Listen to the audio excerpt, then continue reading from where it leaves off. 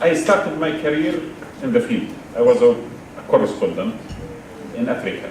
I've been relaxed there, enjoying myself, making magnificent feature stories about cultures, about the Zulu nation in South Africa and their tradition, about how magnificent Zanzibar and the history of it in the east part of the continent, about the Congo, Mozambique, Zimbabwe, everything in Africa is magnificent and beautiful, of course not always, because there's a lot of civil wars as well and killing, but it was something interesting. I was living in a quiet environment, far in the southern tip of the continent, and I must say that South Africa, which I spent 8 years covering the events there, was part of my psychology, not only part of my profession.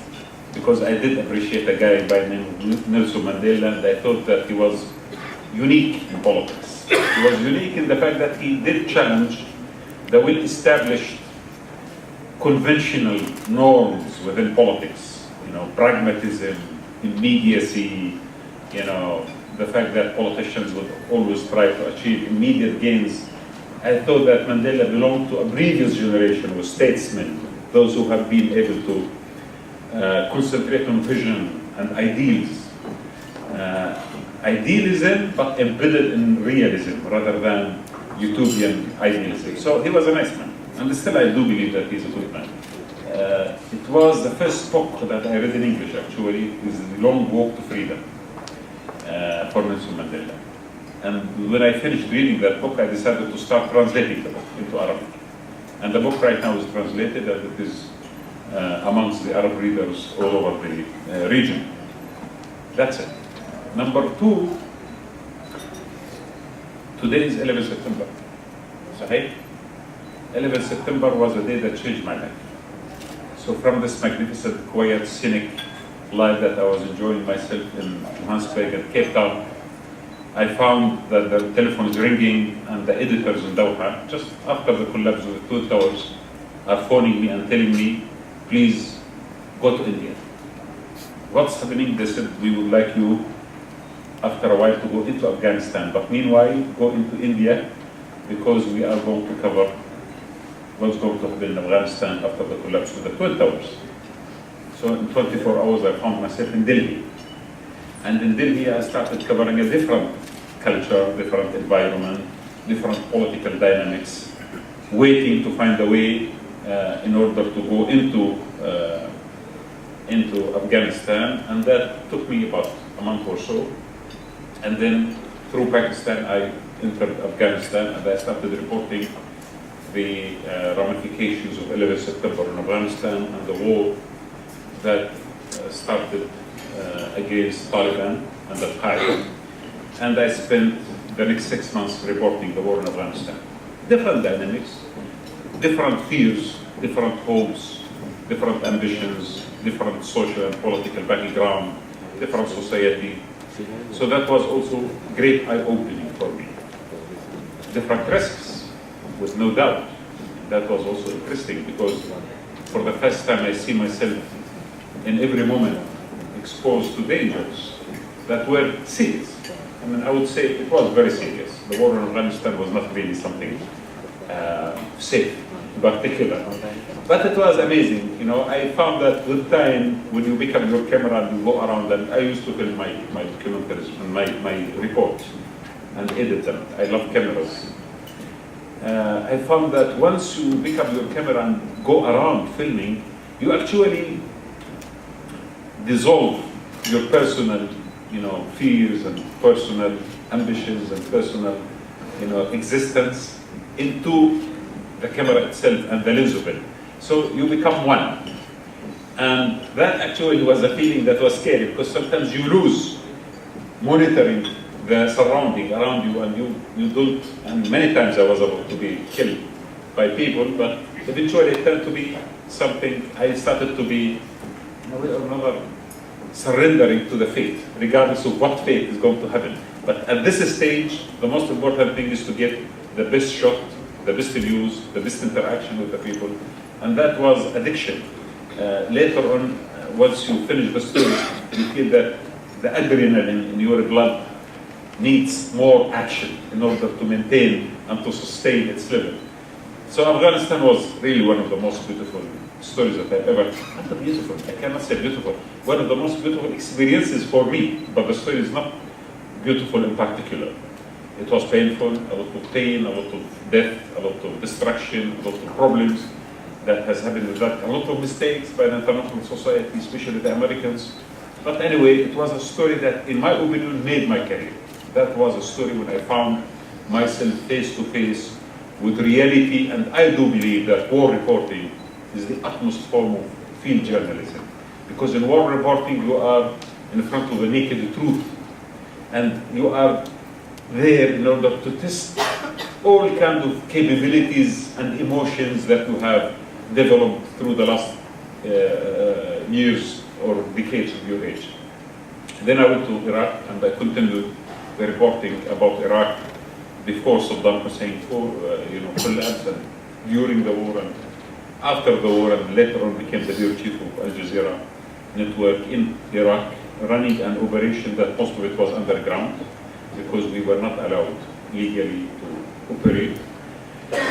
And we found ourselves developing a network of 100 journalists underground in every city and village in Iraq, trying to cover a story that was not easily covered. And then we were facing a reality of more than 22 of our journalists arrested, tortured in Abu Ghraib jail, which you became later very much aware of through the stories of the torture. But we have experienced that actually on the ground before, a long time before it was exposed to the public. And in Iraq, I found again that there are various emerging challenges to me personally as a reporter, and me now as a bureau chief. At that time, I started reducing my reporting for the sake of running the operation, which was becoming very big operation with very high risk. In fact, and maybe even higher risk. I have never really seen much worse than the case of Iraq. It was really serious. During that war, I think the Americans decided to silence opposition views. And I think the Americans at that time proved to us that power has the same logic, regardless if it is democratic or authoritarian. However, the manifestation is different. So the authoritarian power is blunt, and the democratic one is subtle. So, but both of them spring from the same, drink from the same spring. And I have found that the Americans were actually harsh against journalism, and they did not hesitate to use violence. Literally, they demolished our bureau, they hit our bureau with missiles, and they destroyed it.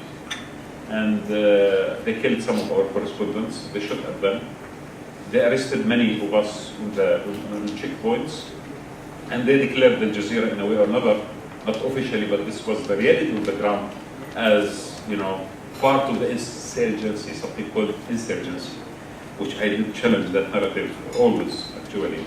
And I do believe that the Americans proved to us that the ideals that they have developed within their constitutional amendments and their magnificent rhetoric within the country, which is the United States of America, was never embraced universally. We have seen the ugly face of the American business. We have seen the hypocrisy. We have seen very cruel, way of dealing with journalism, and the whole issue of transparency disappeared for the sake of actually pressurizing the story and molding it and framing it into a certain direction. And during that period, I realized that the fight between, or the competition between the true essence of journalism and the essence of politics is, in fact, the most important single challenge that journalism is going to face or facing. The competition between you as a witness of a reality who would like honestly to narrate it as it is, and those in politics who are trying to frame your story and use it for their personal end. This is the actual conflict that I had to deal with after that until my departure from Al Jazeera. Why? Because I found that power, regardless of its origin, regardless of its roots, whatever, how, to what extent authoritarian that power is, has that kind of hunger towards monopolizing all kinds of resources that could lead to power, to maximize power. And we have learned in international politics that the state is there to maximize power. And I have seen this. Because once you share with the state a little bit of power, which is in this case the power of your reporting, your camera, your influence over your audience, immediately you are spotted by the state as a threat. And in this case, the state starts to either buy your voice, use your pen, utilize your camera, or silence you, either with us or against us. There is no in-between. This is the true essence of journalism, the battle between journalism and centers of power. Unfortunately, I have seen this in every single Arab state almost across the region. I have seen it in the third world, I have seen it in Africa, I have seen it in many parts of the world, including international powers, like the Americans and later on the British and all those who participated in the war against Iraq. So, when I became the Director General, or the Managing Director of Al Jazeera Arabic at that time, really we were in front of a huge threat. The threat of the American and regional pressure points. And the Americans were by then realizing that they are losing the war in Iraq. This is by the end of 2003, beginning of 2004. They are losing. New resistance is emerging, and they are under heavy threat, and they could not believe it. I remember one day, let me tell you a story. I was invited, or a guy who was the commander of the American army in Iraq decided to come engage in discussion with Al Jazeera staff in our bureau. And he came with his guys, and we had a table like this sitting around the table. He told me, Mr. Khanfar, can you tell me how come that the Iraqis, who we have brought to them democracy, and $14 billion, by the way, $14 billion later on were stolen anyway. We don't know where they spent it, but they said $14 billion. I remember the $14 billion, because for the American, military, $14 billion count, and they think that by having this $14 billion, you can buy allegiance of the people. So that he said, we are spending $14 billion, and we are liberating the country from the tyranny of Saddam Hussein. And look at them; they are fighting us.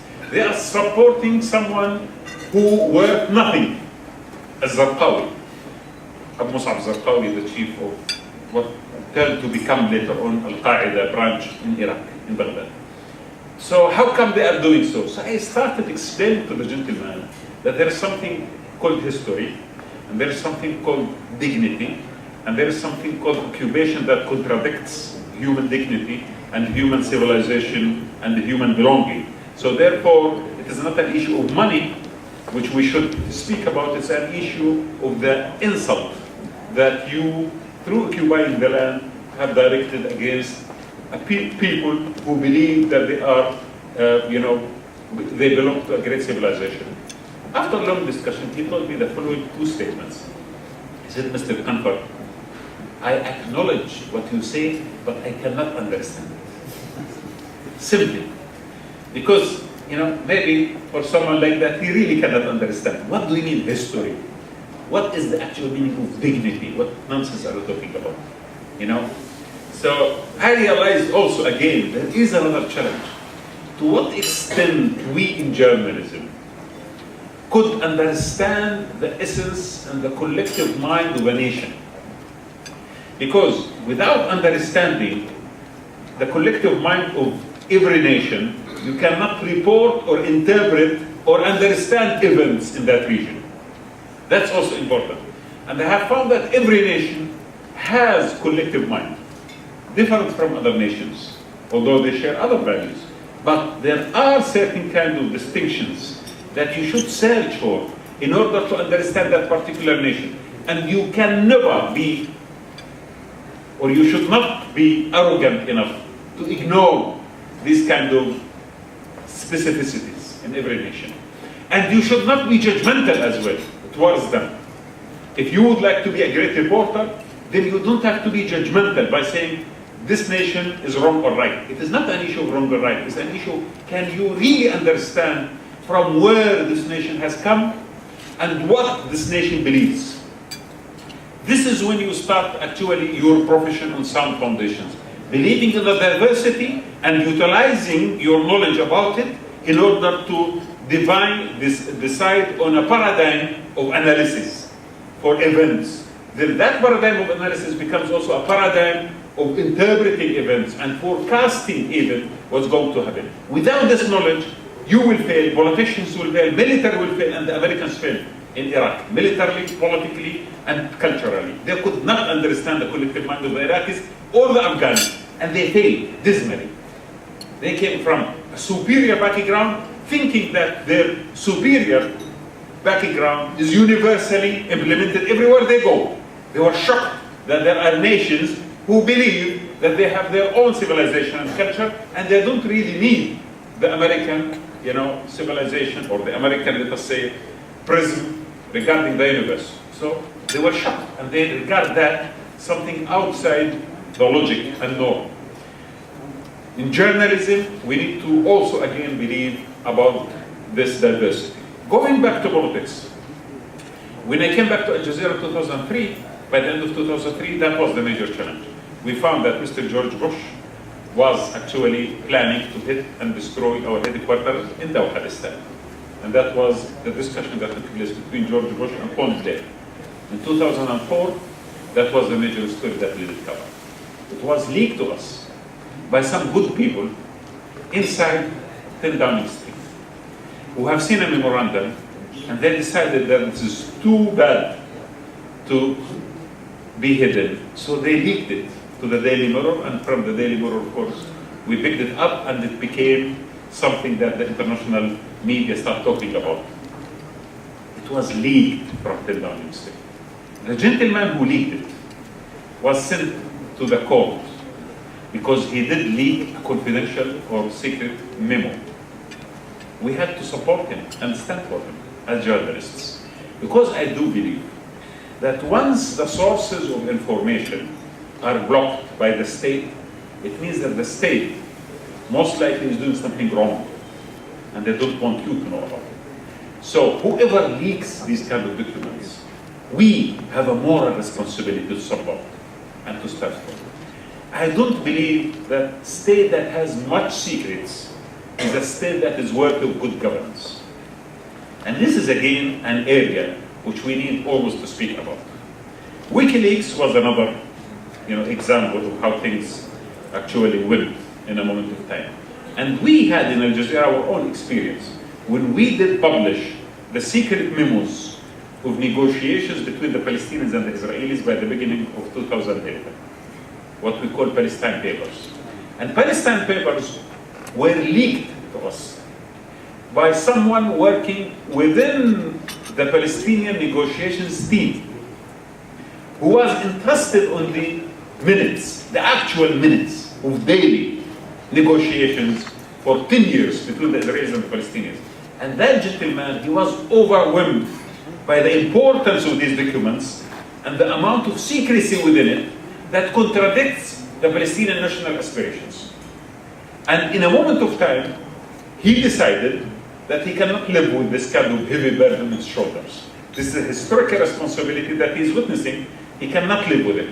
So he went to us and he said, guys, take this.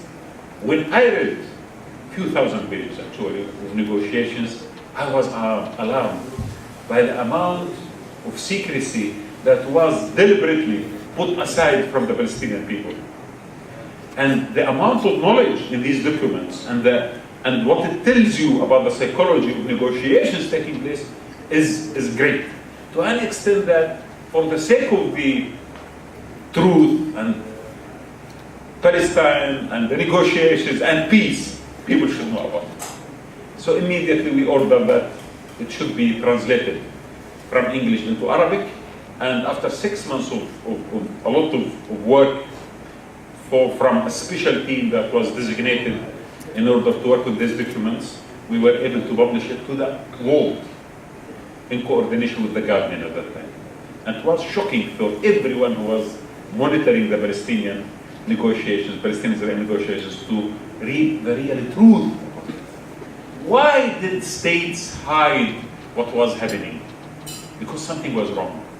Why did they go crazy when we published them, accusing Al Jazeera of all kinds of accusations? Because they were doing something they didn't want the people to know about it. So simple logic. If you are negotiating that conflict in a good spirit, why don't you want people to know about the issues that you are negotiating about? Because you were doing something thinking that you can, with time, do and achieve without knowledge of the public. And in my opinion, that is bad governance, that is bad politics. This is a conspiracy against people, and this is a conspiracy against the truth.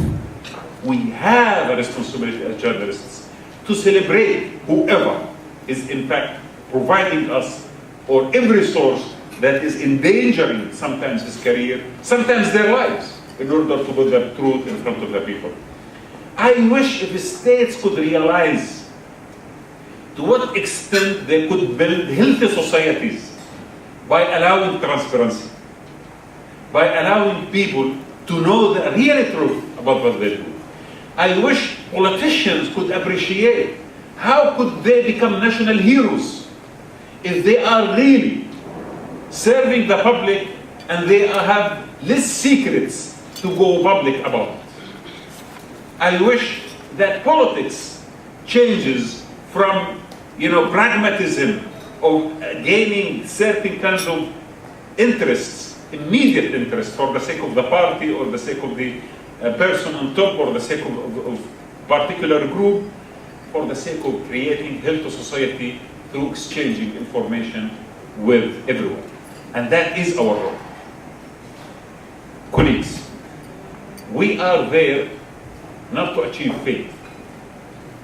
And we are here in this profession not to be wealthy. And we are here not actually to feel that we are powerful. We are here to act as agents for our people and agents for the truth. That could, in a moment of time, mean that we are endangering our actual presence, our existence, or our profession, our job, in a way, in a monetary way, or our relationships, sometimes with centers of power. But definitely, whoever believes that journalism is a short path towards wealth and fame, he is in the wrong place. He is not going to be an agent for truth. He is going to be an agent for the authority. He is going to serve centers of power, because always he will keep in mind to what extent this profession will bring him personally particular interests. The great journalists that all of us remember and celebrate in the world are those who dedicated their time and effort for the people, for locating human being at the center of their editorial policy, not powers, not commercial interests at the center of their editorial policy. We tried that in Al Jazeera, and we faced, because of that, a lot of attack from political actors in the region. Governments put us in jail, almost every single government in the Arab world imprisoned in a moment of time a correspondent or a bureau chief or a cameraman or someone belongs to Al Jazeera. Almost every single government in the region did shut down Al Jazeera bureau in a moment of time. But later on they will reopen it again because of certain circumstances. It is a game, a huge game. But the most important thing, not to lose in the fight against centers of power, not to lose the fact that you are entrusted on the truth and entrusted on the mind of the public, and you can never betray them, regardless of what consequences you are going to face. If you cannot really live up to the expectation, leave. You don't have to continue. But the worst form of journalism is journalism that deceives the public. Journalism that is there to cover up or to frame a story or to utilize our technology for the sake of empowering centers of power in the wrong direction. We are, again, representing the public rather than centers of power. That is necessary to keep in mind, and that is not easy to operate upon it. I know it's not easy. I know how difficult, how complicated. When you go to every country, are you chased away from the airport? When every intelligence agency is monitoring you, when everyone is trying to bring you down because of what you are doing, you should remember that there are millions of people out there who will celebrate you and commemorate you and will love you and will really appreciate what you are doing. And you should remember you will sleep at night while your heart is full of peace and contentment because you have not deceived everyone and you did not deceive the public. So that is a major issue. Good governance, again, is something that still we need to see in relationship to journalism. Good governance is something that has to start as a real demand and faith within our hearts in journalism and journalistic circles in order to convince authorities, if we could, I'm not sure if we could, but let us try, wherever we are, to convince them that for your sake as a politician, for your sake as a ruling party, or for your sake as a government, please inform the public and be transparent. Otherwise, you are training the public to think about conspiracy theories or to get information through rumors. And that is very dangerous because it will turn to be the fatal mistake that you have committed against the nation. And this nation might become, in its demand to change the political reality, violent, not rational, and not easily managed. So, no doubt that transparency and good governance go hand in hand with long-term health of the nation, any nation. And in the Arab world, what happened? Hosni Mubarak had his own media. Every single, almost TV station and newspaper was trying its best. Of course, we had opposition, but marginalized, accused, and pushed away. But most of the media was trying to polish the image of the divinely guided leader. In Tunisia, every single newspaper and radio station and TV was full of praise of the great leader Zainul Abidin bin Ali. And the same in Libya, that there was nothing in the country but the great leader. What happened? Did media deceive the public? No. The public are more intelligent to be deceived by wrong form of journalism. Public are more politicized to be deceived by any journalist or any means of mass communication. They did not deceive anyone. In fact, they deceived themselves because people brought down all these leaders that were regarded as great models by journalists, unfortunately, and they brought with it journalism. And they started something from the beginning. So today we are witnessing the Arab world emergence of a new form of journalism. We have a new challenge because our journalists now, who have been accustomed to serve centers of power, not easy for them to transfer themselves from that location into another location where they are now defending the public good. Why? Because they are not used to it.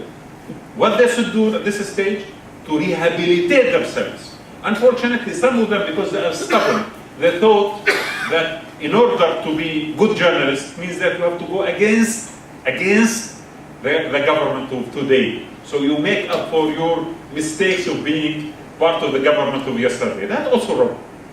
We are not here to go against governments. We are here to be the custodians of narratives, of narrating stories as they are. We are not pro and we are not against. We do not have a political stance. Once you as a journalist become politically involved, you are not trustworthy and you are not really a journalist, you are an activist. So again, I am not here to challenge government and I'm not here to praise sing the praise of the government. I am here to monitor, narrate and put things in context.